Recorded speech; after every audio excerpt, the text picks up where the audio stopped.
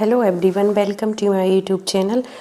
आप लोग पढ़ रहे हैं साइकेट्रिक की कंप्लीट सीरीज़। हम पूरा साइकेट्रिक सब्जेक्ट पढ़ा रहे हैं, जिसमें टर्मिनोलॉजी ख़त्म हो चुकी है। सीजोफ्रेनिया पढ़ा दिया है, ऑब्सेसिव कंपल्सिव डिसऑर्डर पढ़ा दिया है। आज का टॉपिक जो है वो है मैनिया है। और आप पूरी वीडियो देखा करिए, और जितने मेरे वीडियो पढ़े हैं वो भी आप देख सकते हैं। अगर पहली बार आप साइकेट्रिक पढ़ रहे हैं तो आई होप कि मेरे नोट्स से आपको बहुत अच्छे से समझ में आएगा, क्योंकि मैं एक कंप्लीट नोट्स बना रही हूँ विद क्वेश्चंस, और NCLEX से पूरा बना रही हूँ। तो इसमें एक एक आपको मतलब पूरी डिटेल मिलेगी हर, जहाँ तक मैं कोशिश कर रही हूँ कि किसी भी डिसऑर्डर में से कुछ भी छूटे ना, जो कि एग्ज़ाम पॉइंट ऑफ व्यू से बहुत इम्पोर्टेंट है। तो इसमें देखिए, आज का टॉपिक पढ़ेंगे हम मैनिया। तो मैनिया सबसे पहले मैं एक ओवरव्यू बता देती हूँ कि सीजोफ्रेनिया में और मैनिया में काफ़ी आपको एक जैसे सिम्टम्स पढ़ने के लिए मिल सकते हैं काफ़ी सारे, लेकिन मैनिया और सीजोफ्रेनिया में बहुत बड़ा डिफरेंस होता है। सीजोफ्रेनिया वाले पेशेंट जो रहते हैं वो हेल्यूसिनेट करते हैं चीज़ों को, उनको हेल्यूसिनेशन होता है, ठीक है, उनमें डिल्यूजन होता है। इनमें भी कभी कभी होता है मैनिया में हेल्यूसिनेशन, लेकिन इसका जो मेन सिम्टम होता है मैनिया का वो होता है फ्लाइट ऑफ आइडियाज़ होता है और ग्रैंडियोसिटी होती है। मैनिया के मेन सिम्टम्स यही माने जाते हैं और सबसे ज़्यादा यही दिखता है। ग्रैंडियोसिटी का मतलब होता है कि पर्सन को लगेगा मैं अंबानी हूँ, वो ऐसी बातें करेगा मैं अंबानी हूँ, या सलमान खान से मेरी मित्रता है, इस तरीके की बातें करेगा, बड़े पैमाने की, बड़े लेवल की।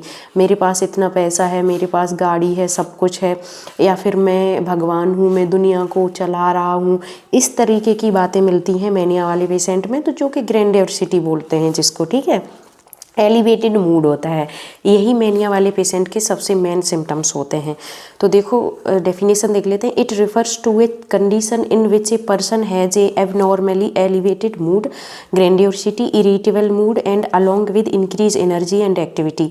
क्या क्या होता है इसमें? एलिवेटेड मूड और ग्रैंडियोसिटी तो होती ही होती है, उसके साथ में इनका मूड इरिटेबल या फिर इंक्रीज एनर्जी या एक्टिविटी, इनकी जो एक्टिविटी होगी वो हाइपर मिलेगी, इनमें बहुत ज़्यादा एनर्जी मिलती है मैनिया वाले पेशेंट में। It is a more severe than normal happiness, जो हम लोग नॉर्मल हैप्पीनेस होते हैं उससे कई ज़्यादा आगे स्टेज तक इनमें देखने को मिलती है। जैसे हमने प्लेजरेबल इफ़ेक्ट के अफेक्ट में पढ़े थे कि उसमें 4 स्टेजेस होती हैं, यूफोरिया, इलेशन, ईस्टेसी करके पढ़ा था ना उसमें।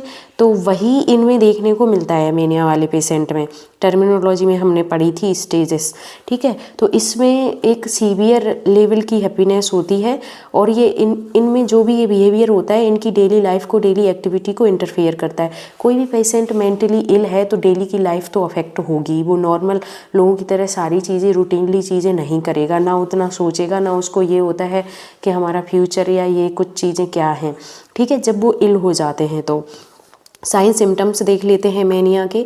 साइन सिम्टम्स में हम सबसे पहले ये देख लेते हैं कि इनमें जो न्यूरोट्रांसमीटर डिसबैलेंस होते हैं मैनिया वाले में वो क्या होते हैं। देखो इसमें मैनिया वाले पेशेंट में डोपामाइन इंक्रीज मिलेगा और गावा जो रहेगा वो डिक्रीज मिलेगा। ये एक इनहिबिटरी न्यूरोट्रांसमीटर होता है, इसको गामा अमाइनो ब्यूटरिक एसिड बोलते हैं, ठीक है। सीरोटोनिन जो रहता है वो डिक्रीज होता है, क्योंकि हमको पता है सीरोटोनिन कहीं ना कहीं मूड को एलिवेटेड करने में एक तरीके से हेल्प करता है, ठीक है। सीरोटोनिन अगर कम रहता है, जैसे कि डिप्रेशन वाले पेशेंट में रहता है, तो इसमें भी ये बढ़ा हुआ मिलेगा। यहाँ पे उल्टा हो गया, ठीक है, कैसा मिलेगा? बढ़ा हुआ मिलेगा। और नॉरएपिनेफ्रिन भी बढ़ जाएगा, जो एक्साइटमेंट ये हार्मोन होते हैं एक तरीके से, ठीक। तो ये और न्यूरोट्रांसमीटर और हार्मोन दोनों की तरह काम करता है नॉरएपिनेफ्रिन, इसलिए हम इसको न्यूरोट्रांसमीटर और हार्मोन दोनों ही बोल देते हैं, ठीक है। तो इसमें सिर्फ एक चीज़ याद रखिए कि डोपामाइन जो होता है वो इंक्रीज रहता है और गावा रहता है वो डिक्रीज रहता है। तो इसमें देखो न्यूमेनिक के उससे हिसाब से हम साइन सिम्टम्स को याद रख सकते हैं। मैनिक एपिसोड, ठीक, ये न्यूमोनिक है जिससे हमने साइन सिम्टम्स को डिस्क्राइब किया हुआ है। तो यहाँ पे फर्स्ट देखते हैं, एम से याद रख सकते हो मूड चेंजेस, जो कि इसमें एलिवेटेड होता है मैनिया वाले पेशेंट में, ठीक है। और makeup is overfull and overdone, इन दोनों का एक ही मतलब नहीं है, लेकिन एम से जहाँ भी जितने सिम्टम्स आ रहे हैं तो वो मैंने एक साथ ऐसे लिखे हुए हैं। जैसे सी के साथ 2 सिम्टम्स हैं तो दोनों मैंने एक ही में लिख दिए, ई के साथ 2 हैं तो ऐसे करके, तो उनका एक मतलब मत समझना। जैसे स्लैश का मतलब होता है कि जो इसका मीनिंग है वही उसका मीनिंग है, लेकिन यहाँ पे ऐसा मैंने नहीं लिखा है, ठीक है। तो मूड चेंजेस देखने को मिल सकता है। Makeup is colourful and overdone. जो मैनिया वाले पेशेंट होते हैं वो बहुत ज़्यादा ओवर मेकअप कर लेते हैं अपने आप को और कलरफुल कपड़े पहनते हैं या फिर कलरफुल मेकअप कर लेते हैं, जैसे आँखों में काजल लगाने की वजह कुछ रेड लगा लिया, इस तरीके से। एक तरीके से जैसे लोग जोकर या फिर मेले में कुछ करने के लिए जिस तरीके से अपने आप का मेकअप करते हैं, वैसे मैनिया वाले पेशेंट डेली मेकअप करे आपको दिख सकते हैं अगर उनके पास सारी चीज़ें हों तो, ठीक है। और मैंने ऐसे पेशेंट देखे भी है कि उनके पास कुछ भी मिल गया XYZ तो उन्हें नहीं पता है कि कितना लगाना है कितना नहीं, पाउडर को ऐसे लगा लेंगे जैसे पूरा फेस वाइट कर लेंगे, उसके ऊपर से काजल, इस तरीके का ये बना के घूमते रहते हैं। नेक्स्ट है एक्टिव एग्रेशन। एक्टिव एग्रेशन का मतलब है इनका गुस्सा हमेशा नाक पे ही रहता है। सीजोफ्रेनिया वाले पेशेंट में ऐसा नहीं मिलेगा, उसको ट्रिगर करने पे आप उसको गुस्सा आ जाता है या फिर उसमें इम्पल्स आए एकदम से सीजोफ्रेनिया वाले में, तब वो एग्रेसिव हो जाएगा। ये ऑलवेज एग्रेशन में हो सकते हैं मैनिया वाले पेशेंट। तो देखो नथिंग इज़ रॉन्ग, इनके लिए कुछ भी रॉन्ग नहीं है। मैनिया वाले पेशेंट के लिए ये कुछ भी करें इनके हिसाब से सब सही है। और नेक्स्ट देखिए, inability to eat sleep because always has busy time. ये लाइन काफ़ी इंपॉर्टेंट है, यहाँ से क्वेश्चन भी बना था नॉर्सेट का। यानी कि इन पेशेंट को ये हमेशा दिखाते हैं कि मेरे पास बिजी टाइम है, आप जो खाना देने आ रहे हो वो खाना खाने का टाइम नहीं है, मेडिसिन खाने का टाइम नहीं है, इस तरीके से ये पेशेंट का बिहेवियर रहता है।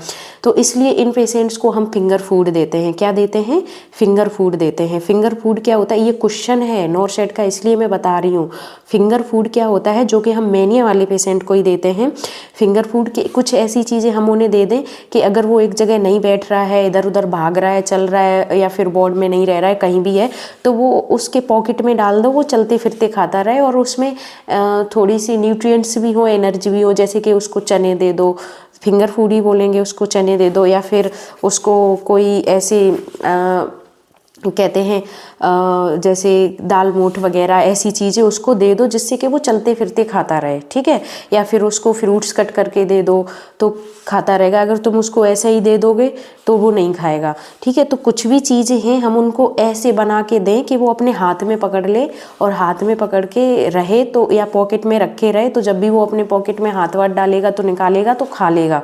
इस तरीके का कॉन्सेप्ट होता है मैनिया वाले पेशेंट के लिए फूड को अरेंज करने का, जिसको हम क्या बोलते हैं? फिंगर फूड बोलते हैं, ठीक है। नेक्स्ट है कांट सिट, यानी कि एक जगह ये पेशेंट कभी बैठ नहीं सकते। मैनिया वाले कभी भी एक जगह नहीं बैठ सकते। कॉन्स्टेंटली पुशिंग लिमिट्स, और यहाँ पे ये क्या करते हैं? अपने लिमिट्स को हमेशा पुशिंग करते हैं, यानी कि अपनी ताकत से ज़्यादा चीज़ें करते हैं ये। उनमें ऐसे दिखेगा मैनिया वाले पेशेंट में दुबला पतला सा होगा और कोई ऐसा काम कर देगा कि एकदम अफसोस होगा कि ये काम कर भी कैसे सकता है। जैसे मान लो उसको 10 kg वेट लिफ्ट करने की कैपेसिटी है तो कहो 20 kg कर ले, 25, इस तरीके से कोई भी मजबूत चीज़ को तोड़ दे। तो वो हमेशा ऐसी चीज़ें करते हैं मैनिया वाले पेशेंट, जिसको हम बोलेंगे वो अपनी लिमिट से बाहर ही चीज़ों को करते हैं। एक्सट्रोवर्ट पर्सनैलिटी होती है इनकी, अपनी तरफ से जाके सबसे बात करेंगे या फिर कुछ भी बोलेंगे, ठीक है। यूफोरिक मूड, ई से ही मैंने लिखा है, यूफोरिक मूड होता है इसमें। यूफोरिक मतलब एक्सेसिव हैप्पीनेस, ठीक। पुअर जजमेंट होता है इनमें। प्रेशर ऑफ स्पीच होता है जिसको हम फ्लाइट ऑफ आइडियाज़ कहते हैं, मैंने आगे लिखा है फ्लाइट ऑफ आइडियाज़, ठीक। जिसमें प्रेशर ऑफ स्पीच में क्या होता है? Talking very fast and continuously, यानी कि बहुत जल्दी जल्दी बोलेंगे और कंटिन्यू बोलते रहेंगे ये, क्योंकि इनमें फ्लाइट ऑफ आइडियाज़ होते हैं। इतने एक्स्ट्रा आइडियाज़, यानी कि बहुत ज़रूरत से ज़्यादा इनमें आइडियाज़ आ रहे होते हैं, एक के बाद एक आता रहता है इनमें, ठीक है। तो ये चुप नहीं बैठ सकते। इंक्रीज सेक्सुअल डिजायर, ये इनका ये भी सिम्टम्स होता है जो कि सीजोफ्रेनिया में नहीं मिलता है इतना, लेकिन मैनिया वाले में मिलेगा। तो इसको हम लिबिडो वर्ड से भी बोलते हैं, सेक्सुअल डिज़ायर को लिबिडो ही कहते हैं टर्मिनोलॉजी में। तो ये लिबिडो इसमें जो मैनिया वाले पेशेंट होते हैं इनमें कैसी होती है? हाई होती है, ठीक है। सेक्सुअल डिज़ायर हाई होती है। सिग्निफिकेंट डिक्रीज एपीटाइट, इनकी भूख धीरे धीरे, जैसे इनका ये मतलब अगर इनको मेडिसिन्स ना दी जाएं और ये कंटिन्यू इनमें ये सिम्टम्स रहें तो इनकी जो भूख है वो भी धीरे धीरे कम होती जाती है। वो इसलिए होती जाती है क्योंकि ये लोग मैनिया वाले जो पेशेंट हैं वो हमेशा एनर्जेटिक फील करते हैं। ऐसे लगे इनकी बॉडी में एनर्जी आ कहाँ से रही, तो वो जब सब कुछ कर पा रहे हैं, यानी कि सीधी सी बात है कि उनमें जो डोपामाइन होता है वो इंक्रीज हो जाता है, ठीक है। डोपामाइन इंक्रीज हो जाता है तो इनकी जो मसल्स एक्टिविटी है वो भी कहीं ना कहीं बढ़ ही जाती है, बढ़ जाती है। तो इनको हमेशा एनर्जेटिक फील होता रहता है। जब एनर्जेटिक फील होगा तो ये थकेंगे नहीं, तो ये फिर भूख भी इनकी उसी हिसाब से कम होती जाती है, ठीक है। नेक्स्ट है ओमनीपेटेंट। ओमनीपेटेंट का मतलब, वर्ड का मतलब होता है कि ये अपने आप को बहुत पावरफुल समझते हैं। ओमनीपेटेंट का मतलब होता है कि खुद को पावरफुल समझना, ठीक। तो इसीलिए मैंने यहाँ पे लिख दिया कि ग्रैंडवर फीलिंग, पावरफुल खुद को समझना ही ग्रैंडवर फीलिंग होती है, ठीक। तो ये ओमनीपेटेंट भी होते हैं। डिक्रीज नीड फॉर स्लीप, इनको सोने की ज़रूरत नहीं होती है। मेनिया वाले पेशेंट कम ही सोते हैं, ठीक है। तो और नेक्स्ट है एंडलेस एनर्जी, अनलिमिटेड एनर्जी। ये पेशेंट बिल्कुल एंडलेस एनर्जी फील करते हैं, अनलिमिटेड एनर्जी होती है इनके अंदर, और फ्लाइट ऑफ आइडियाज़ होते हैं, जो कि इसका मेन सिम्टम ही है, जो मैंने ऊपर भी लिखा था आपको, ठीक। तो ये सारे सिम्टम्स हैं मेनिया वाले पेशेंट के। तो आई होप आपको ये कॉन्सेप्ट क्लियर हो गया होगा कि सीजोफ्रेनिया का अगर पेशेंट होगा तो वो किस तरीके का होगा। अगर आपने सीजोफ्रेनिया पढ़ ली होगी तो पीछे जाके मैंने पूरी प्लेलिस्ट बनाई हुई है साइकेट्रिक की, तो आप लोग उसको पढ़िए एक बार, और ये देखिए कि पूरा जो, एक बार मैं सिर्फ इतना रिक्वेस्ट कर रही हूँ, जो भी बच्चे, जिन तक भी मेरी वीडियो पहुँच रही है, जो भी देख रहे हैं, तो वो एक बार शुरुआत से लेके पूरी साइकेट्रिक देखें। शुरुआत की क्लास में थोड़ी आवाज़ जो होगी वो उतनी मतलब लाउड नहीं है, पर उसको ईयरफोन लगा के आप देख सकते हैं शुरुआत की 3-4 क्लासेस में। उसके बाद पूरी क्लियर वॉइस है। तो एक बार आप शुरू से पूरी साइकेट्रिक पढ़िए, और उसके बाद फिर आप खुद फील करेंगे कि आपको किसी भी बुक से पढ़ने की ज़रूरत नहीं पड़ेगी। ये मैं आपसे प्रॉमिस कर सकती हूँ कि किसी भी बुक से पढ़ने की ज़रूरत नहीं पड़ेगी, चाहे आप एकेडमिक के लिए पढ़ रहे हों या आप किसी कॉम्पिटिटिव एग्ज़ाम के लिए पढ़ रहे हों। मेरा कंटेंट पढ़ने के बाद आपको कोई बुक उठाने की ज़रूरत नहीं पड़ेगी, ठीक। तो ये देखो साइन सिम्टम्स हो गए अपने। नेक्स्ट देखते हैं, नेक्स्ट ड्यूरेशन देख लेते हैं। ड्यूरेशन का मतलब है कि कितने टाइम तक ये इस मूड में रह सकता है, या फिर कितने टाइम में पेशेंट में ये चीज़ दिख सकती है, सिम्टम्स दिख सकते हैं। तो एट लास्ट 1 वीक तक अगर पेशेंट में एक तरीके से ऐसे ही सिम्टम दिख रहे हैं तो वो डायग्नोस कर लिया जाएगा कि वो मेनिया का पेशेंट है, ठीक है। तो ये ड्यूरेशन इसका 1 वीक होता है। ट्रीटमेंट देख लो। सबसे पहले हम फार्माकोलॉजिकल ट्रीटमेंट देख लेते हैं। फार्माकोलॉजिकल में मेडिसिन्स देते हैं पेशेंट को। तो सबसे पहले मूड स्टेबलाइज़र दिए जाते हैं पेशेंट को, ठीक है। अब यहाँ पे मूड स्टेबलाइज़र का मतलब होता है कि जो मूड को एक तरीके से, अगर हाइपर है तो स्लो कर दें, स्लो है तो थोड़ा सा हाइपर, इस तरीके के, ठीक। तो मूड स्टेबलाइज़र देते हैं इसमें, जिसमें लिथियम कार्बोनेट सबसे फर्स्ट चॉइस है मेनिया वाले पेशेंट के लिए, और ये DOC है मेनिया वाले पेशेंट के लिए, लिथियम कार्बोनेट। और जब हम फार्माकोलॉजी पढ़ाएंगे आपको, सॉरी फार्माकोलॉजी नहीं, जब हम साइकेट्रिक की मेडिसिन पढ़ाएंगे आपको, पूरा वो मेडिकल मतलब ट्रीटमेंट पार्ट पढ़ाएंगे, जिसमें हम थेरेपी पढ़ाएंगे और आपका फार्माको पार्ट पढ़ाएंगे मेडिसिन वाला, तो हम लिथियम डिटेल में पढ़ा देंगे, क्योंकि लिथियम से बहुत ज़्यादा नॉर्थ सेट में क्वेश्चन पूछे जाते हैं, या फिर कोई भी कॉम्पिटिटिव एग्ज़ाम हो, लखनऊ वाले जितने भी होते हैं, SGPGI, KG, MU, RML, या फिर आप कोई भी नर्सिंग स्टाफ का कॉम्पिटिटिव एग्ज़ाम दो, सब में पूछता है। तो इसको मैं डिटेल से पढ़ाऊँगी लिथियम को, ठीक है। तो कंटिन्यू आप लोग मेरे से जुड़े रहिए। मैं सारे सब्जेक्ट पढ़ाने वाली हूँ धीरे धीरे, ठीक। तो इसमें देखो मूड स्टेबलाइज़र क्या क्या होते हैं। लिथियम कार्बोनेट है एक, और एक कार्बेमेजापाइन है। कार्बेमेजापाइन ये मूड स्टेबलाइज़र हैं। इसमें हम एंटीसाइकोटिक ड्रग्स भी देते हैं मेनिया वाले पेशेंट को, जैसे ओलेंजापाइन हो गया, रेस्पेरिडोन हो गया, हेलिपेरिडोन हो गया, ठीक। ये एंटीसाइकोटिक ड्रग हैं। और नेक्स्ट है आपका कुछ अगर ज़रूरत है कि पेशेंट बहुत ज़्यादा हाइपर हो रहा है, कंट्रोल ही नहीं हो रहा है, तो ऐसी अगर सिचुएशन बन रही है मेनिया वाले पेशेंट के लिए, ये कंटिन्यू देने वाली ड्रग नहीं है। जो सेडेटिव हैं उनको हम रोज़ नहीं देते हैं पेशेंट्स में, लेकिन ज़रूरत पड़ने पे कि कोई पेशेंट इतना ज़्यादा आउट ऑफ कंट्रोल हो गया है कि वो स्टाफ से मैनेज ही नहीं हो रहा है, तब हम उनको सेडेटिव्स दे देते हैं। तो उसमें जैसे लोराज़ापाम हो गया, क्लोज़ापाम हो गया, ठीक, ये मेडिसिन्स हो गई, तो ये सेडेटिव्स हैं। नेक्स्ट है साइकोथेरेपी। साइकोथेरेपी में मेनिया वाले पेशेंट के लिए सबसे अच्छी कॉग्निटिव बिहेवियर थेरेपी है। कॉग्निटिव बिहेवियर थेरेपी में हम यही करते हैं कि पेशेंट जो सोच रहा है उसमें जो थॉट प्रोसेस चल रही है उसको हम चेंज करें, यानी कि उसको बदल दें किसी भी तरीके से। तो इसमें कई सारी स्टेप होते हैं, टेक्निक होते हैं, जब हम थेरेपी पढ़ाएंगे तब पूरा बता देंगे, ठीक। इंटरपर्सनल सोशल रिदम थेरेपी हम इसमें देते हैं, जिससे वो अपने सोशल जो उसके रिलेशनशिप हैं या फिर जो कलीग के साथ, जो उसके साथ और पेशेंट उनके साथ रिलेशनशिप बनाना सीखे थोड़ा सा, ठीक है। और ये हम क्यों और देते हैं कि एक तरीके से जब ये चीज़ उसमें डेवलप होगी कि रिलेशनशिप उसका थोड़ा सा ठीक रहेगा, मूड ठीक होगा, मेंटेन होगा, तो वो थोड़ा सा सो पाएगा और उसकी जो एक स्लीप साइकिल है वो कंटिन्यू हो पाएगी, ठीक है। और डेली एक्टिविटी मेंटेन करने के लिए ये थेरेपी दी जाती है। नेक्स्ट ईसीटी भी दे सकते हैं। सिजोफ्रेनिया वाले पेशेंट में मैं लिखना भूल गई थी, उसको भी हम ईसीटी देते हैं सीवियर केस में, ठीक है। तो कब दे सकते हैं? जब सीवियर मेनिया में हो पेशेंट तब दे सकते हैं, या फिर ट्रीटमेंट जो है वो रेजिस्टेंस कर गया। ट्रीटमेंट रेजिस्टेंस का मतलब कि जो मेडिसिन हम उसको दे रहे हैं वो असर ही नहीं कर रही हैं पेशेंट के ऊपर। तो जब असर नहीं कर रही है तो ऐसे केस में हम उसको ईसीटी देंगे, ठीक है। Mania with life threatening behaviour, यानी कि कुछ ऐसा वो इतना एग्रेसिव हो गया कि खुद को हार्म करने लग गया पेशेंट, या फिर अदर को हार्म करने लग गया, दूसरे पेशेंट्स को, या उसमें सुसाइडल टेंडेंसी वाली चीज़ें आ रही हैं। ये चीज़ डिप्रेशन में देखने को ज़्यादा मिलती है, पर ये पेशेंट भी कर सकते हैं, रेयर कर सकते हैं। तो जब लाइफ थ्रेटनिंग बिहेवियर दिखता है तब हम ईसीटी दे सकते हैं। तो ये मैंने 3 ही इंडिकेशन यहाँ पे लिखे हैं, तो इनमें ईसीटी दे सकते हैं इस केस में, ठीक है। तो ये आपके ट्रीटमेंट मॉडलिटी हो गई मेनिया वाले पेशेंट के लिए। मूड स्टेबलाइजर में ये मेडिसिन देते हैं, लिथियम कार्बोनेट, कार्बेमेजापाइन, एंटीसाइकोटिक में ओलेंजापाइन, रेस्पेरिडोन, हेलोपेरिडोल देते हैं। अगर ज़रूरत है तो सेडेटिव्स भी दे सकते हैं हम, और साइकोथेरेपी में cognitive behaviour therapy, interpersonal social और ईसीटी भी दे सकते हैं, ठीक। अब सबसे इम्पोर्टेंट पार्ट आ रहा है आपका मेनिया वाले पेशेंट के लिए कि एज ए नर्स अगर आपको मेनिया वाले पेशेंट की केयर करने के लिए मिल गई, मान लो आपकी साइकेट्रिक बोर्ड में ड्यूटी लग गई और आपको मेनिया वाला पेशेंट पल्ले पड़ गया, तो आपको एज ए नर्स क्या केयर करनी चाहिए या फिर क्या इंटरवेंशन करने चाहिए। तो ये ध्यान से पढ़ लेना। हम नर्सिंग के एग्ज़ाम देते हैं, कॉम्पिटिटिव एग्ज़ाम, तो नर्सिंग पार्ट से ही सबसे ज़्यादा पूछा जाता है, यानी कि क्वेश्चंस को ऐसे बनाया जाता है कि उसमें नर्सिंग इंटरवेंशन ही होगा। पढ़ना तो हमें पूरा पड़ता है, पूरे डिसऑर्डर, पूरी मेडिसिन, सब कुछ पढ़ना पड़ता है, लेकिन जो हम एग्ज़ाम पैटर्न जो रहता है वो ऐसे ही रहता है कि नर्सिंग प्रायोरिटी क्या है या नर्सिंग इंटरवेंशन क्या है, उसी बेस से एग्ज़ाम में, कॉम्पिटिटिव एग्ज़ाम में पूछे जाते हैं। तो नर्सिंग इंटरवेंशन पढ़ना ज़रूरी है।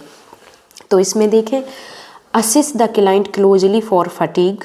अब एक चीज़ देखो, ये हम क्यों कर रहे हैं कि मेनिया वाला पेशेंट ऑलवेज हाइपर रहता है, ठीक।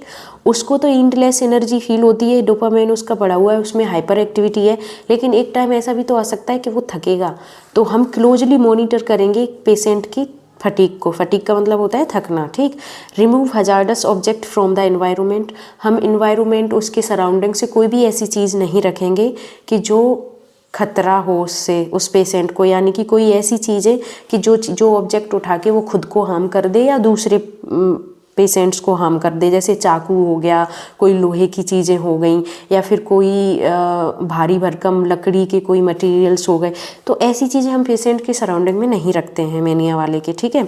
Provide a private room if possible. Mania वाले पेशेंट के लिए अगर पॉसिबल है तो प्राइवेट रूम में ही रखें, क्योंकि वो काफ़ी एग्रेसिव पेशेंट होता है, ठीक है।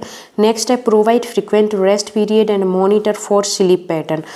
ये हमारी एज ए नर्स अगर हम केयर कर रहे हैं तो हम कोशिश करेंगे कि उसको कुछ ऐसा थेरेपी या ऐसी चीज़ करें कि उसको एक रेस्ट पीरियड मिले। रेस्ट पीरियड मतलब वो थोड़ा सा अपने थॉट से डेविएटेड हो या डिस्ट्रैक्ट हो जाए, ठीक। और हम क्या मॉनिटर करेंगे, उसका स्लीप पैटर्न मॉनिटर करेंगे। स्लीप पैटर्न मॉनिटर करने का मतलब है हम ये देखेंगे कि वो पेशेंट कितने घंटे सो रहा है, ठीक है। उसको पूरा ऑब्जर्वेशन में रखेंगे तो पता चलेगा 6 घंटे सो रहा, कितने घंटे सो रहा, कितने घंटे नहीं, ठीक। नेक्स्ट देखते हैं। नेक्स्ट देखिए नर्सिंग इंटरवेंशन में रिड्यूस स्टिमुलेशन फ्रॉम एनवायरनमेंट, यानी कि हम एनवायरनमेंट से ऐसी चीज़ों को हटा देंगे जो पेशेंट को ट्रिगर कर रही हों, ठीक है। नेक्स्ट है increase the client to ventilate feelings. Ventilate feeling का मतलब ये है, हम अगर पेशेंट थोड़ा सा शांत दिख रहा है तो हम उसके पास बैठें और उसके विचारों को थोड़ा सा पूछें कि वो अंदर से क्या उसको थिंकिंग आ रही है, क्या सोच रहा है, कैसा लग रहा है, ठीक है, ये सारी चीज़ें। नेक्स्ट है do not argue with patient, ये कॉम्पिटिटिव का क्वेश्चन है कि मैनिया वाले पेशेंट से कभी भी आर्ग्यू मत करो, ठीक। नेक्स्ट है provide high calorie finger food and fluid. ये देखो यहाँ पे मैंने एक चीज़ और ऐड की है कि पेशेंट जो होता है लिथियम कार्बोनेट ले रहा होता है, ठीक। तो ये ध्यान से सुन लेना क्योंकि ये कॉम्पिटिटिव एग्जाम है और नॉर्सेट का फेवरेट क्वेश्चन है ये। तो सबसे पहले तो एक लाइन याद रखो कि हम मैनिया वाले पेशेंट को फिंगर फूड देते हैं, ठीक है। फिंगर फूड मैंने तुम्हें बता दिया क्या होता है कि चीज़ों को इस तरीके से दो उसकी जेब में बन जाएं या फिर उसके हाथ में बन जाएं तो वो चलते फिरते खाता रहे, कुछ भी चीज़ हो XYZ, ठीक। और ऐसी होनी चाहिए हाई कैलोरी या फिर हाई प्रोटीन डाइट होनी चाहिए, ठीक। तो हाई कैलोरी वाली हमेशा इसलिए देते हैं कि ये हमेशा कैलोरी बर्न करता रहता है, मैनिया वाला पेशेंट इतना एग्रेसिव रहता है, इतना हाइपर एक्टिव रहता है, तो इसलिए हम उसको हाई कैलोरी फूड देते हैं, फिंगर फूड देते हैं और फ्लूइड भी देते हैं। अब फ्लूइड देने का मतलब क्या है, यहाँ पे एक रीज़न और है फ्लूइड देने का कि जो मैनिया वाला पेशेंट होता है वो लिथियम कार्बोनेट ले रहा होता है और लिथियम कार्बोनेट ऐसी मेडिसिन है कि अगर बॉडी में सोडियम की कमी हुई तो वो टॉक्सिसिटी कर जाएगी। लिथियम कार्बोनेट सोडियम को कम नहीं करती है, एक चीज़ याद रखना, बच्चे इसमें बहुत ज़्यादा कंफ्यूज होते हैं। जो लिथियम कार्बोनेट है वो सोडियम की कमी नहीं करती है, लेकिन अगर बॉडी में सोडियम की कमी हो गई तो वो जो लिथियम कार्बोनेट है उसकी टॉक्सिसिटी हो जाएगी। समझ रहे हो क्या होगा, उसकी टॉक्सिसिटी हो जाएगी अगर सोडियम कम हो गया बॉडी में, तो ये बात समझ लेना। तो पेशेंट को कम से कम 2 से 3 लीटर हम फ्लूइड डेली प्रेफर करते हैं मैनिया वाले पेशेंट को। और मैंने लिखा हुआ है इसमें water needed every day because patient take lithium and decrease sodium level can increase lithium toxicity. जैसा कि मैंने आपको बताया कि सोडियम लेवल अगर डिक्रीज हो गया तो लिथियम की टॉक्सिसिटी हो जाएगी। और लिथियम वैसे भी नैरो थेराप्यूटिक मेडिसिन होती है, यानी कि उसकी बहुत जल्दी अगर थोड़ा सा भी गड़बड़ डोज दे दिया तो बहुत जल्दी उसकी टॉक्सिसिटी हो जाती है, क्योंकि ये क्या देखो किडनी के थ्रू ये जाती है बाहर। अब सोडियम लेवल से क्यों, क्योंकि इसके जो एक्सक्रीट होती है ये सोडियम के साथ ही होती है, तो जितना ज़्यादा सोडियम बॉडी में होगा उतनी ज़्यादा ये एक्सक्रीट और यूटिलाइज हो सकती है। तो इसलिए हम सोडियम को मेंटेन करने के लिए ज़्यादा से ज़्यादा फ्लूइड पेशेंट को देते हैं। तो ये ध्यान से सुन लिया कि नहीं, ये काफ़ी इंपॉर्टेंट है, क्वेश्चन ये आता है, ठीक। एक बार स्टॉप करके वीडियो दोबारा सुन लेना। तो नेक्स्ट देखो, limit group activities and assess client tolerance level. Group activity करने के लिए हम लिमिट करेंगे पेशेंट को। अगर उसका मूड थोड़ा बहुत ठीक है तो थोड़ी बहुत देर वो कर सकता है ग्रुप एक्टिविटी, यानी कि अपने जो और भी पेशेंट्स हैं या फिर उसके वार्ड में या जो भी लोग हैं या फिर स्टाफ है उनके साथ कर सकता है, लेकिन उसको लिमिट में ही करने देते हैं क्योंकि ये एग्रेसिव पेशेंट होता है। और टॉलरेंस लेवल को असेस करेंगे कि जो पेशेंट है उसका टॉलरेंस लेवल कितना है, चीज़ों को कितना वो टॉलरेट कर पा रहा है। नेक्स्ट है set limits on inappropriate behaviour. अगर उसका जो बिहेवियर है वो सही नहीं है तो हम उसके लिए लिमिट्स सेट करेंगे। कि उस लिमिट सेट करना ये होता है कि पेशेंट को डायरेक्टली हम कमांड देते हैं कि आप ये कर सकते हो, ये नहीं कर सकते हो। तो ऐसा करने के लिए क्या हो सकता है कि जैसे कोई भी पेशेंट है मैनिया का, अगर मान लो एक रूटीन बना हुआ होता है, ठीक है, वो बोर्ड में भर्ती है, रूटीन बना हुआ है कि इतने टाइम इनको दवाई खानी है या फिर इतने देर तक इनको टीवी देखनी है या फिर इतनी देर तक इनको एक्टिविटी करनी है। तो मैनिया वाले पेशेंट लिमिट उससे ज़्यादा कर रहे हैं तो हम उनको स्टॉप करेंगे और उनसे ये बोलेंगे कि जैसे वो मान लो उसकी मेडिसिन खाने का टाइम हो गया तो हम बोलेंगे कि आप खेलना बंद करो, मेडिसिन खाने का टाइम हो गया, दवाइयाँ खा लो। इस तरीके से लिमिट्स को सेट करते हैं हम, ठीक।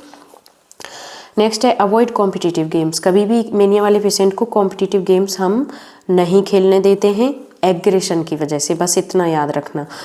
प्रोवाइड फिजिकल एक्टिविटी, इनको हम फिजिकल एक्टिविटी करने देते हैं, इसका मतलब ये होता है कि ये बहुत ज़्यादा एनर्जी फील कर रहे होते हैं, तो फिजिकल एक्टिविटी इनसे हम इसलिए करवाते हैं ज़्यादा कि ये थोड़ा सा थका हुआ महसूस करें और उनका जो हाइपर एक्टिविटी है वो थोड़ी सी रिड्यूस हो जाए मैनिया वाले पेशेंट में, इसलिए इनसे हम फिजिकल एक्टिविटी करवाते हैं।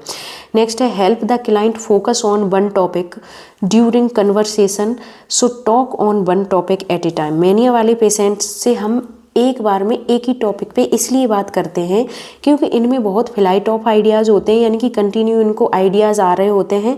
तो पेशेंट एकदम से तुम क्या बोल रहे हो वो समझ नहीं पाएगा, क्योंकि उसमें अंदर ही इतना वो चल रहा होता है उसके दिमाग में, तो क्लाइंट फोकस कर पाए ठीक से, इसलिए हम एक बार में एक ही टॉपिक पे बात करते हैं। ठीक, तो ये था ऑल अबाउट मैनिया, यानी कि मैनिया के बारे में हमने उसकी डेफिनेशन, उसके साइन सिम्टम्स, उसका ट्रीटमेंट और नर्सिंग रिस्पॉन्सिबिलिटी क्या है वो हमने पढ़ ली हैं।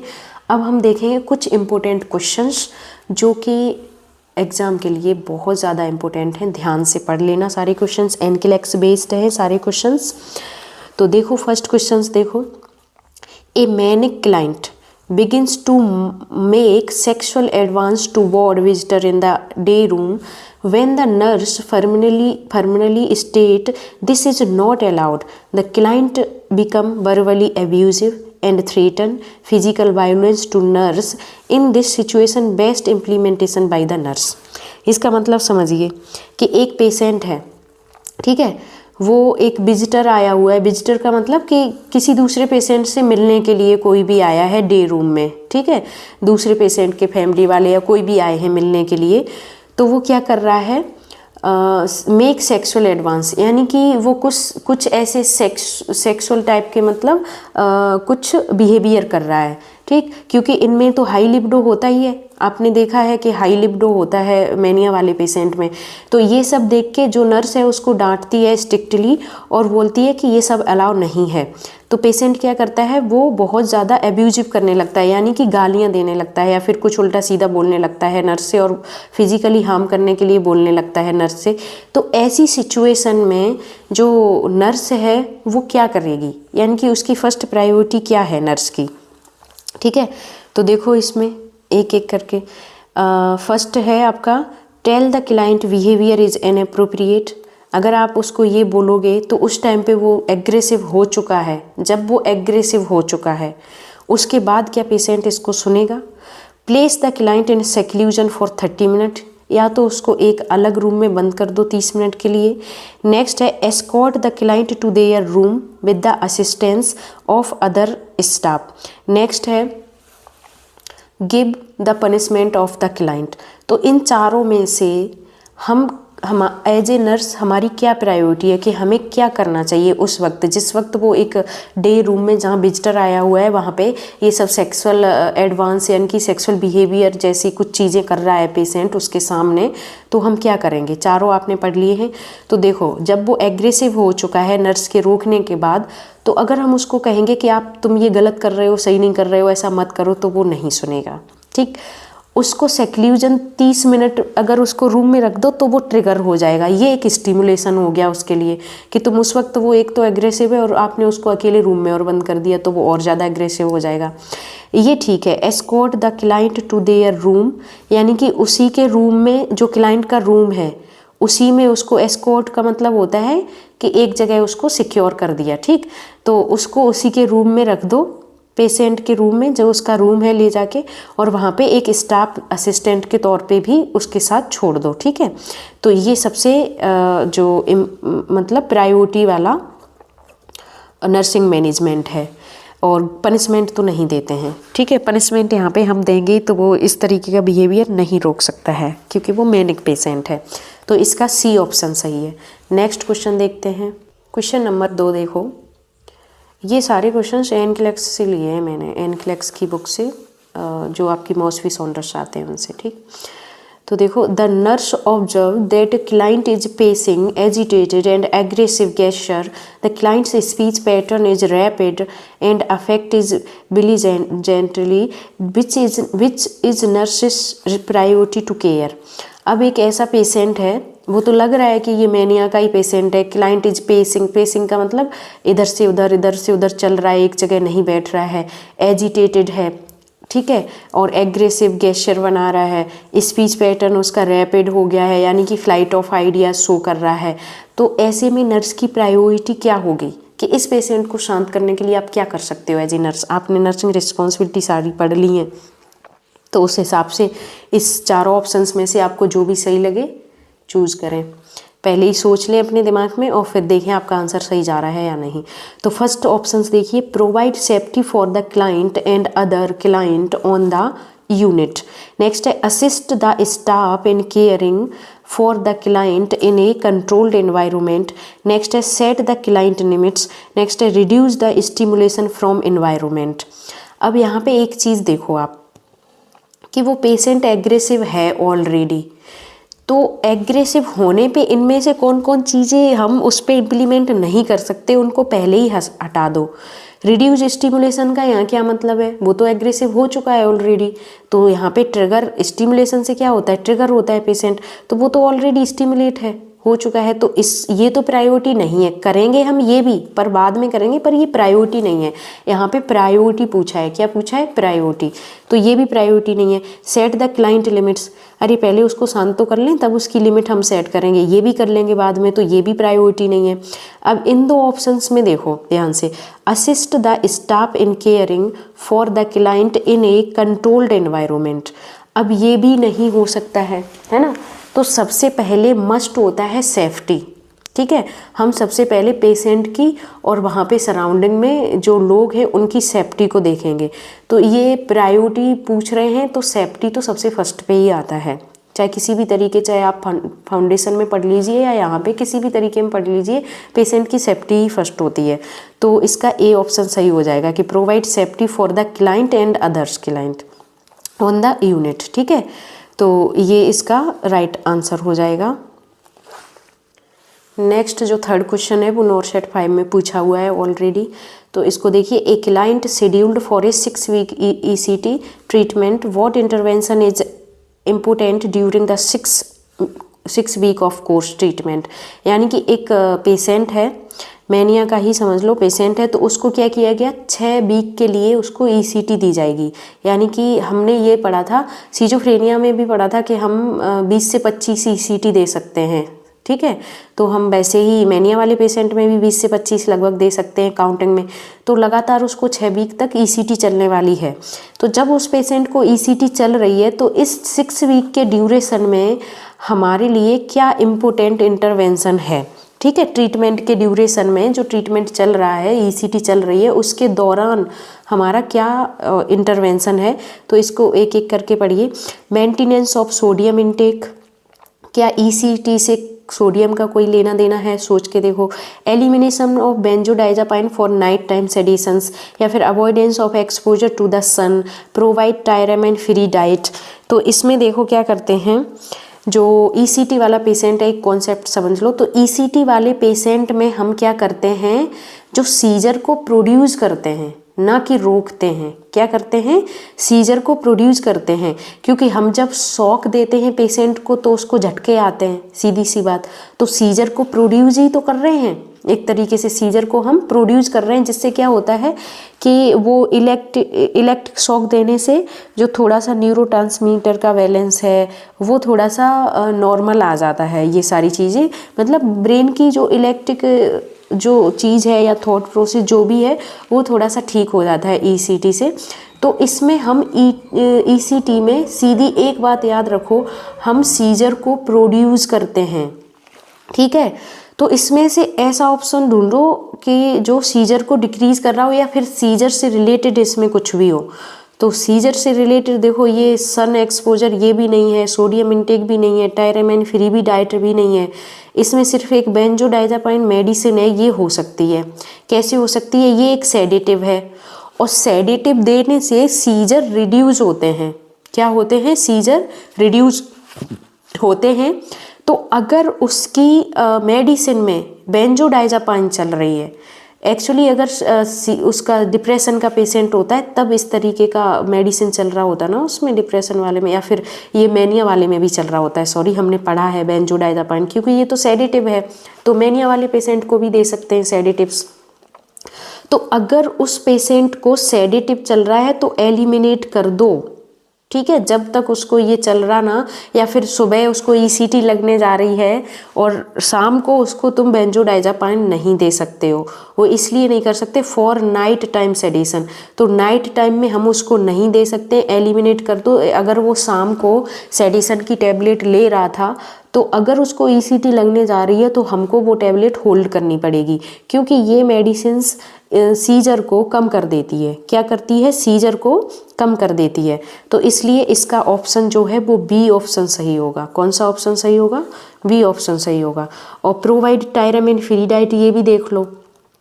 ये तो हमने देख ही लिया। मेंटेनेंस ऑफ सोडियम, जो लिथियम चल रही होती है पेशेंट में, उसमें करना पड़ता है, ठीक है। और प्रोवाइड टायरामिन, ये तो सन एक्सपोजर, तो बहुत सारी मेडिसिन ऐसी होती हैं जो फोटोफोबिक होती हैं, तो उनमें हम सनलाइट में पेशेंट को नहीं बैठाते हैं, ठीक है।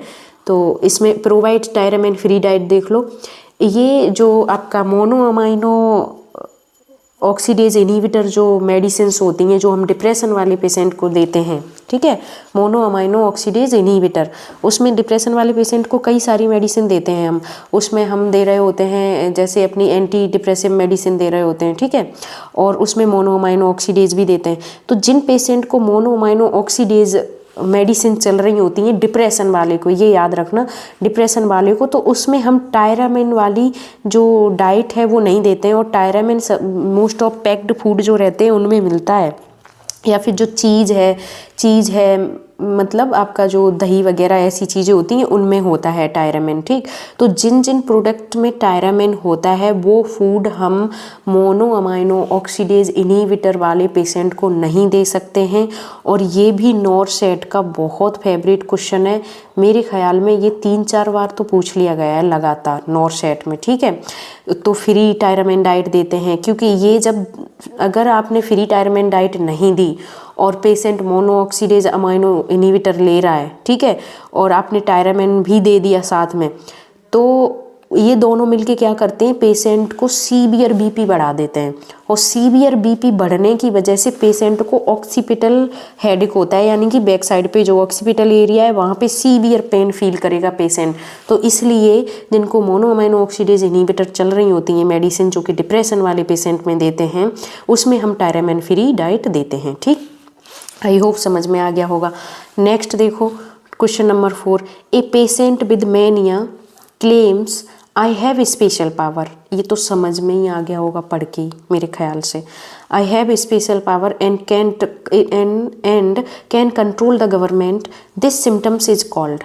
यानी कि वो पेशेंट मैनिया का ये कह रहा है कि मेरे पास इतनी स्पेशल पावर है कि मैं गवर्नमेंट को कंट्रोल कर सकता हूँ। किस टाइप का बिहेवियर है? ग्रैंडोर का। सीधा टिक लगाओ इसमें और कहानी ख़त्म करो, ठीक है। तो ये क्या है? Delusion of grandeur. और ये नॉरसेट में बहुत पूछा गया है, ये SGPGI में भी और KGMU में सबका सारे एग्जाम्स का फेवरेट क्वेश्चन है ग्रैंडोर, डिल्यूजन ऑफ ग्रैंडोर पूछ ही लेते हैं, ठीक। नेक्स्ट देखते हैं। नेक्स्ट क्वेश्चन है आपका, a patient with mania is admitted to the psychiatric unit which nursing intervention is priority. यानी कि मैनिया का पेशेंट अभी अभी आया है साइकेट्रिक यूनिट में और वो एडमिट हुआ है उसमें, तो एज ए नर्स हमारी प्रायोरिटी क्या है? तो पहली प्रायोरिटी हम ये देखते हैं, या तो सेफ्टी, पेशेंट की मस्ट होती है सेफ्टी।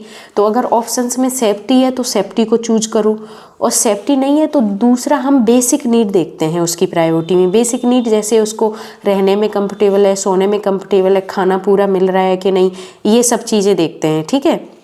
उसके बाद हम दूसरी चीज़ें करते हैं पेशेंट के लिए। तो 2 चीज़ें याद रखना कि जब भी कोई भी पेशेंट एडमिटेड होता है तो पहली फर्स्ट प्रायोरिटी तो उसकी सेफ्टी है, सेफ्टी के बाद उसकी बेसिक नीड्स हैं जैसे रहना खाना, ठीक है, ये सारी चीज़ें। तो बस वही ऑप्शन चूज कर लो इसमें। तो मैनिया का पेशेंट है तो हम क्या दे सकते हैं? देखो, एनकरेज ग्रुप एक्टिविटी अभी अभी आया है तो ये तो हम बाद में भी कर लेंगे, ठीक है। Provide high calorie finger food, ये तो हम कर सकते हैं, बेसिक नीड है। Allow patient to talk freely, ये भी हम कर लेंगे बाद में, ठीक है। टीच रिलैक्सेशन टेक्निक, ये भी हम बाद में कर लेंगे। वो थोड़ा सा इन्वायरमेंट से रूबरू हो जाए उसके बाद थोड़ा कर लेंगे, थोड़ा उसको इन्वायरमेंट सूटेबल हो जाए, ठीक। तो क्वेश्चंस के हिसाब से आंसर को चूज करते हैं ऑलवेज। तो इसका जो आंसर है वो कौन सा है? B, provide high calorie free finger food. और पेशेंट में फिंगर फूड ही देते हैं, जो मैनिया वाला पेशेंट होता है उसमें फिंगर फूड ही देते हैं, ये क्वेश्चन है। तो नेक्स्ट 6 नंबर देखिए, which statement by the nurse which statement by the nurse is most appropriate for the manic patient. इन चारों में से देख के बताइए कि एक मैनिया वाला पेशेंट है, उसमें एज ए नर्स आपके लिए सबसे ज़्यादा अप्रोप्रिएट है यानी कि प्रायोरिटी वाला ऑप्शंस क्या है। तो नंबर 1 देखिए, please stop talking so much. हम पेशेंट से बोलेंगे कि बोलना बंद हो जाओ। Why are you behaving like this, आप इस तरीके का बिहेवियर क्यों कर रहे हो। I will talk with you but one topic at a time. Sit quietly at one place. अगर जो मैनिया वाला पेशेंट है उनसे ये 1, 2 और जो डी ऑप्शन है सी छोड़ के, ये तीनों वाले आप स्टेटमेंट पास करोगे तो वो कितना सुनेगा, नहीं सुन रहा होगा। मेरे ख्याल से आप कहोगे कि बोलना बंद करो, बोलना बंद नहीं होगा। अगर वो बार बार बोल रहा है और एक बार में कई चीज़ें बोल रहे होते हैं वो पेशेंट, तो यानी कि अभी वो घर की बात कर रहे हैं कल, और विद इन सेकेंड वो हॉस्पिटल की बात करने लगेंगे, विद इन सेकेंड किसी और की बात करने लगेंगे, इस तरीके से उनमें थॉट चलता है। तो उस पेशेंट से हमें ये कहना है आई विल टॉक विद यू, हम आपसे बात करेंगे बट एक ही टॉपिक पे बात करेंगे एक टाइम में, ठीक है, एक ही टॉपिक पे बात करेंगे एक टाइम में और ध्यान से सुनो। इस तरीके से हम उसको स्टेटमेंट पास करेंगे, जो कि हम उसमें भी पढ़ा चुके हैं आपको नर्सिंग इंटरवेंशन में, ठीक है। नेक्स्ट क्वेश्चन देखो, which communication technique is best while caring for a manic patient. इसमें से कौन सा कम्युनिकेशन टेक्निक सबसे ज़्यादा इफेक्टिव है जब हम मैनिक पेशेंट से बात कर रहे हों या कन्वर्सेशन कर रहे हों। तो देखो, ओपन इंडेड क्वेश्चन करेंगे उससे, या फिर शॉर्ट क्लियर डायरेक्शन में बात करेंगे, फ्रीक्वेंट क्वेश्चन करेंगे, या फिर लॉन्ग एक्सप्लेनेशन करेंगे। तो मैनिया वाले पेशेंट से लॉन्ग एक्सप्लेनेशन तो कर ही नहीं सकते, एकदम समझ में आ रहा होगा कि हम क्या करेंगे उससे, शॉर्ट क्लियर डायरेक्शन में बात करेंगे, ठीक है, एकदम शॉर्ट बात करेंगे और क्लियरली बात करेंगे। तो इसका बी ऑप्शन सही है। ओपन इंडेड क्वेश्चन करते हैं, लेकिन यहाँ पे ये असेसमेंट का पार्ट होता है। जब हम असेसमेंट करते हैं यहाँ पे कम्युनिकेशन टेक्निक पूछ रहा है, क्या पूछ रहा है, कम्युनिकेशन टेक्निक। तो हमें उस पेशेंट से, चाहे सिजोफ्रेनिया को, मैनिया को, हमें ये ही अप्लाई करना होता है, ठीक। नेक्स्ट क्वेश्चन देखिए, a patient on lithium reports nausea, diarrhoea and hand tremors, what should the nurse do first. Lithium पे है, ठीक है, किस पे है, लिथियम चल रही है उसको, और उसको नोजिया, वॉमिटिंग ये सब आ रहे हैं। तो हम सबसे फर्स्ट प्रायोरिटी क्या है, यानी कि उसका जीआई अपसेट हो रहा है, तो ये लिथियम टॉक्सिसिटी के सिम्टम्स हैं। काहे के हैं, लिथियम टॉक्सिसिटी के, सॉरी, यानी कि लिथियम की टॉक्सिसिटी हो गई है, तभी उसके फर्स्ट सिम्टम्स नोजिया, डायरिया और हैंड ट्रेमर्स आते हैं। तो हम क्या करेंगे, गिव एंटीएमेटिक्स। तो क्या हम उसको उल्टियों की दवाई दे देंगे, उससे क्या हो जाएगा, लिथियम की टॉक्सिसिटी हो रखी है उसको, तो उल्टियाँ तो बंद नहीं होंगी, हो ही जाएंगी, लेकिन वो टॉक्सिसिटी थोड़ी ना कम हो जाएगी, ठीक है। Reassure patient this is normal, क्या ये नॉर्मल है। Hold lithium and notify the provider, encourage for exercise. तो इसमें सीधा सा है कि हम जो ये, क्योंकि ये बहुत नैरो थेराप्यूटिक लेवल की मेडिसिन होती है लिथियम, तो हम अगर थोड़ा सा भी टॉक्सिसिटी लेवल दिख रहा है तो हम लिथियम को होल्ड कर देंगे, यानी कि उसको नेक्स्ट डोज हम नहीं देंगे और सीधा डॉक्टर को इन्फॉर्म करेंगे। ये प्रायोरिटी होती है अगर लिथियम की टॉक्सिसिटी हो जाए तो, ठीक। तो इसका सी ऑप्शन सही है। नेक्स्ट देखते हैं, नेक्स्ट क्वेश्चन देखो, which type of activity is most appropriate for a manic patient. Manic patient के लिए क्या एक्टिविटी अप्रोप्रिएट है, हमने उसमें पढ़ाई भी है कि किस तरीके के क्या करते हैं। तो देखो, टीम सपोर्ट, या फिर ग्रुप डिस्कशन, या फिर कॉम्पिटिटिव गेम्स, या walking with nurse. Competitive game तो मैंने नर्सिंग इंटरवेंशन में ही पढ़ा दिया, बिल्कुल नहीं करवाते हैं इस पेशेंट से। टीम सपोर्ट कोई एक्टिविटी नहीं है, ये एक थेरेपी हो सकती है, ठीक है। ग्रुप डिस्कशन ये भी नहीं कराएंगे क्योंकि वो एग्रेसिव पेशेंट है, तो ग्रुप डिस्कशन नहीं करा सकते। वॉकिंग विद नर्स ये ठीक एक्टिविटी है कि नर्स भी उसके साथ साथ थोड़ी देर तक रहे और उससे थोड़ा सा कन्वर्सेशन करे, ठीक। नेक्स्ट क्वेश्चन देखिए, which statement by patient to improving mania. इनमें से वो कौन सा स्टेटमेंट है जिससे आप ये पता कर सकते हैं कि ये इसका मैनिया जो है वो ठीक हो रहा है, यानी कि पेशेंट जो है वो ठीक हो रहा है, वो कौन सा स्टेटमेंट है इन चारों में से। तो फर्स्ट देखिए, आई हैव अल्टीमेट एनर्जी, जो कि एक सिम्टम है मैनिया वाले पेशेंट का, तो इसमें तो ठीक नहीं हो रहा। I slept 6 hour last night, ये थोड़ा ठीक सिम्टम लग रहा। I don't need medication, I can do 10 things at a time, ये तो ग्रैंडोर वाली बात हो गई कि 10 चीज़ें एक साथ कर सकते हैं क्या, हम भी नहीं, कोई भी नहीं कर सकता, ठीक। तो पेशेंट कह रहा है, तो इसमें भी सिम्टम दिख रहा है, इसमें ग्रैंडियोसिटी दिख रही है, इसमें अल्टीमेट एनर्जी दिख रही है, यानी कि यहाँ भी ठीक नहीं हुआ। आई डोंट नीड मेडिकेशन, यहाँ भी इसलिए ठीक नहीं हुआ क्योंकि पेशेंट नहीं डिसाइड करेगा कि मुझे मेडिसिन खानी है या नहीं खानी है, तो वो सीधा मना कर रहा है कि मुझे दवाइयाँ नहीं चाहिए। लेकिन अगर वो ये कह रहा है I slept 6 hour last night, तो ये एक पॉजिटिव साइन है कि वो पेशेंट ठीक हो रहा है, क्योंकि मेनिया वाले पेशेंट बहुत कम सोते हैं, ठीक है। तो अगर वो 6 घंटे सो रहा है तो उस पेशेंट में इम्प्रूवमेंट हो चुका है। तो ये थे ऑल अबाउट क्वेश्चंस मेनिया के, ठीक है। और सारे के सारे क्वेश्चंस जो मैंने 10 क्वेश्चन पढ़ाए सारे के सारे इम्पोर्टेंट थे। और नेक्स्ट वीडियो में मिलेंगे हम नेक्स्ट डिसऑर्डर लेके, तब तक आप पढ़ते रहिए। और जिन बच्चों का नॉरसेट आ रहा है, यानी कि जो नॉरसेट 10 देने वाले हैं अप्रैल में, वो बिल्कुल भी एंजाइटिक होके ना पढ़ें। और नॉरसेट एग्ज़ाम का एक सीधा फंडा है कि आप जितना ज़्यादा मजबूत अपना बेसिक कर लेंगे, उतने ज़्यादा अच्छे से आप क्वेश्चंस को सॉल्व कर पाएंगे। और बारीक बारीक चीज़ें पढ़ो, यानी कि नर्सिस रिस्पॉन्सिबिलिटी पे सबसे ज़्यादा फोकस करो। चाहे आप टॉपिक पढ़ रहे हो कोई भी, चाहे साइकेट्रिक का टॉपिक हो, MSN का हो, या फिर किसी का भी हो, तो नर्सिंग रिस्पॉन्सिबिलिटी पे सबसे ज़्यादा फोकस करो। और वो हम तभी कर पाएंगे जब हमें उस डिसऑर्डर के बारे में पूरा कुछ पता होगा, यानी कि उसमें मेडिसिन क्या होती हैं, कौन सी मेडिसिन का क्या साइड इफ़ेक्ट हो सकता है, किस मेडिसिन के साथ क्या देना चाहिए क्या नहीं देना चाहिए, वो पूरा डिटेल में पढ़ लेंगे तभी हम कर पाएंगे। तो ठीक है, पढ़ते रहो आप। Thank you so much.